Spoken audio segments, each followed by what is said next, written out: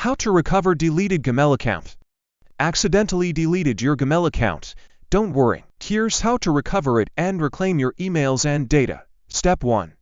If you remember your password, to recover your deleted Gmail account, visit Google Account Recovery. Enter your email, confirm deletion, enter your password, and receive a success notification. Step 2.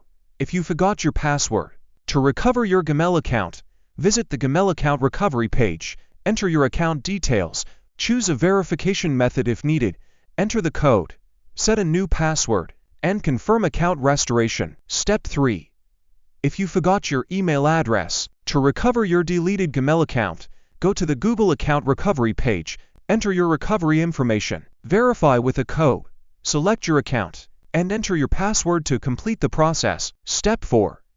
If your account is hacked, to recover your Gmail account, go to the Account Recovery page, enter your email address, answer security questions, and follow instructions. Contact Google for further assistance if necessary.